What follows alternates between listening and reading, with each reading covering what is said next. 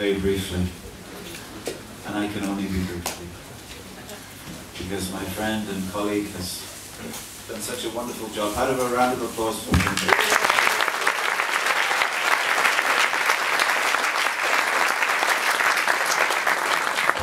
Speaking, hearing him speak, my hair was standing on end.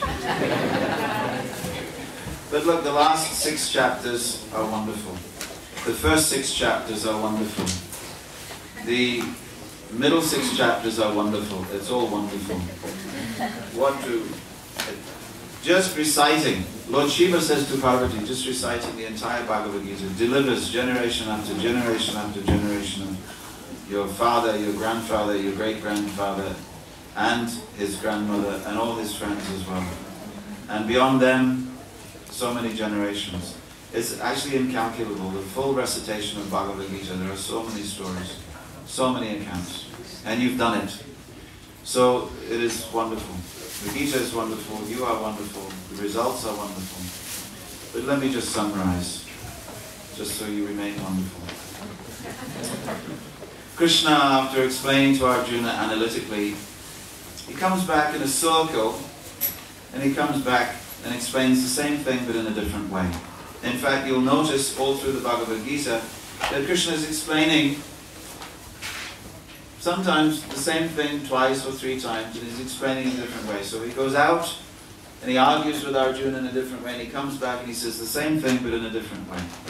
Sometimes Krishna says practically the same verses in different places, because it's a conversation. If I'm trying to convince you, sir, you on the front row, if I'm trying to convince you of something, I may use one reasoning, I may follow it up with another argument. You know?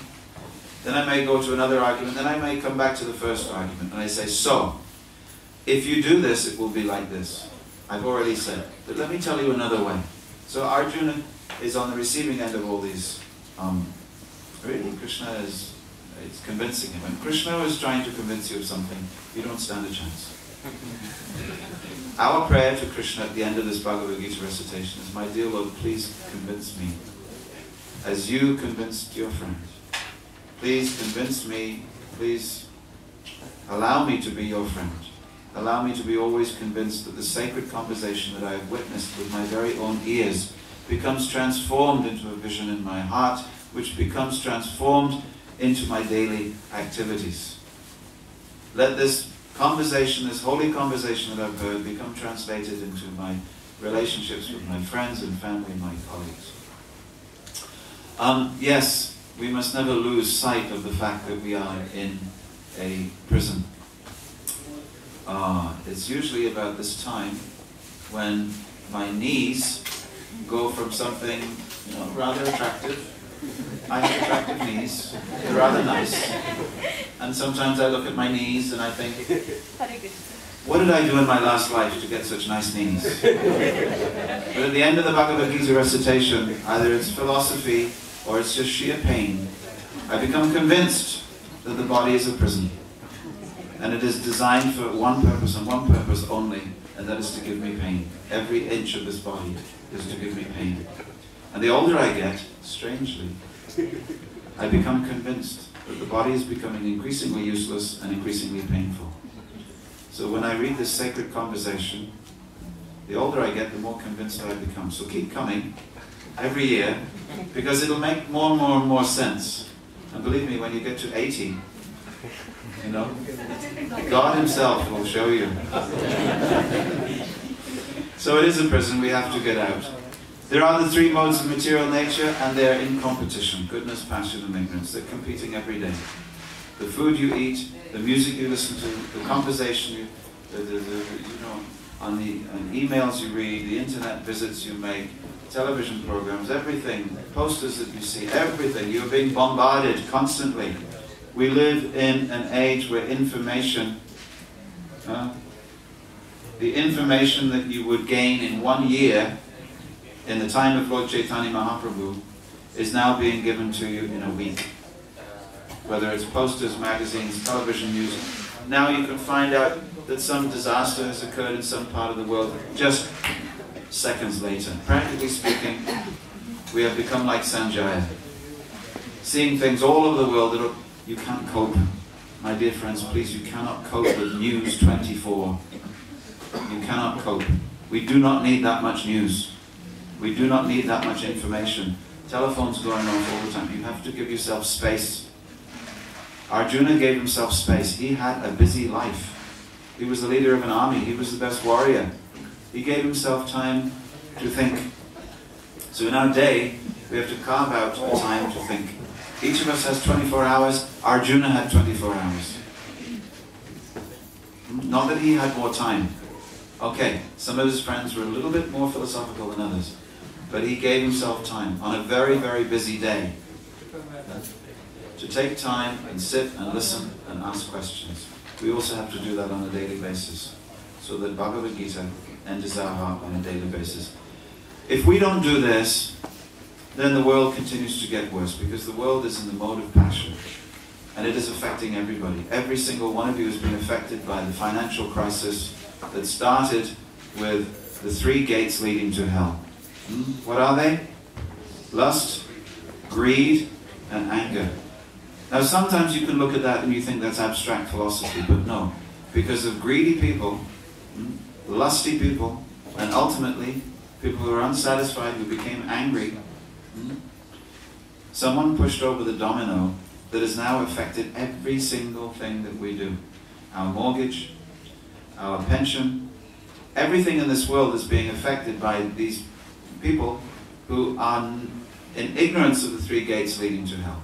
And their decisions are affecting others' decisions, are affecting others' decisions, are affecting others, and we're just right at the end of the chain. So Bhagavad Gita, to understand Bhagavad Gita, is nothing less than the salvation of the world. And that's not a huge claim. People all over the world need Bhagavad Gita if we are to be saved from the decisions which we don't take, but which others are taking. So let us help Sattva Guna to arise. Be very careful what foods you eat, what messages you listen to, what music, friends, everything, Krishna says. Choose everything very carefully. And ultimately, above and beyond everything, choose me. Because I've got nothing to do with the 3 modes of material nature at all. I'm not anything to do with this. And ultimately, after many, many, many, many lifetimes, all the time, you've just wanted the ultimate happiness, and the ultimate happiness comes from me. And even if you want Brahman, you should understand that I am the basis of Brahman. In fact, I'm everything. So come to me, and I will give you everything.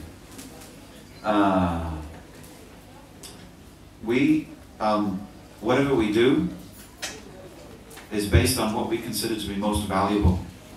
I was on a train just coming up from London a few days ago, and there was 2 gentlemen. I don't think they were completely in the mode of Sattva Guna. They'd had a few drinks, and I don't think the drink was fruit juice. They'd been to a football match, and their team had lost. Oh, isn't it a shame? But as we were talking, I was dressed like this, and he said, well, so what do you do? And I explained a little bit, and I said, what do you do? He said, well, I'm a plumber, and he's a carpenter, and on the weekend, we're mad after football. I said, so really, you could say that football is your religion. He said, yes. He became very enthusiastic. I said, football is our religion. I said, when you sing to your team, don't you? I said, like me. You see these? This is my team. Team of Vishnu. Team of Krishna. I said, you wear your colors and I wear mine. Well, no, it's not very colored, is it? But I said, so whatever we value the most, we value it because we conceive that it's going to give us the greatest happiness.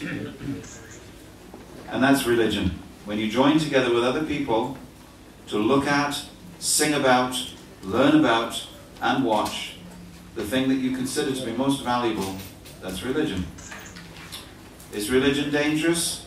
Yes, if you support the wrong team. If you support the right team, as Krishna has described himself, he's part of a wonderful team in the spiritual world.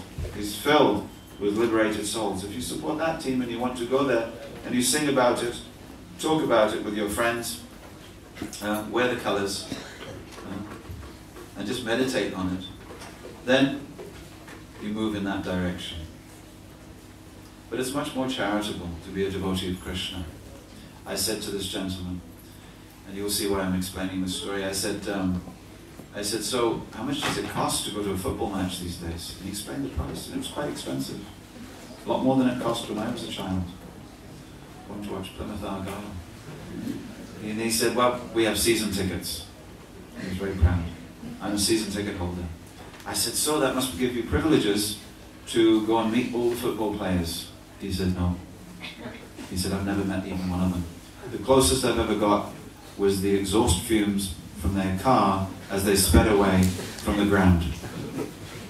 I said, well, in my team, we get to meet on a daily basis all these persons. I said, if you chant Hare Krishna, I said, you could meet Krishna on a daily basis, and Krishna will be your best friend. And he will never be speeding away on his chariot away from you, but he'll always be coming towards you. He said, all right, I'll come to your place.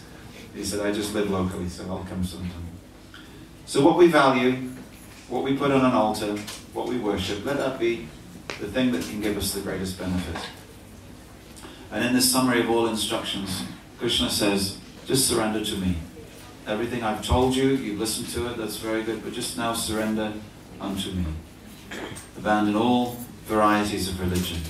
Krishna doesn't mean give up different world religions, because when Krishna spoke this, there was no Islam, there was no Christianity, there was no Buddhism, there were no other religions to give up, but he would give up karma, give up jnana, and give up meditating on any other thing that is giving you short-term happiness, and just surrender to me. How do we surrender to Krishna? We accept everything that's favorable for loving Krishna. We reject anything from our life that's unfavorable for loving Krishna. We think of Krishna as our supreme friend, our maintainer, our protector. We give everything that we have to him, or at least we train ourselves to do that. And we, whatever Krishna gives, whatever little pleasures, internal spiritual pleasure that Krishna gives, we remain always humble. Because Lord Ramachandra said that humility is the key to the gate of Vaikuntha. If you have this, the gates of Vaikuntha will swing open for you. And this wonderful sacred conversation is to help us to always remain humble and always understand ourselves that we are the servant of the servant of the servant of Krishna. So thank you very much. Hare Krishna. Hare Krishna.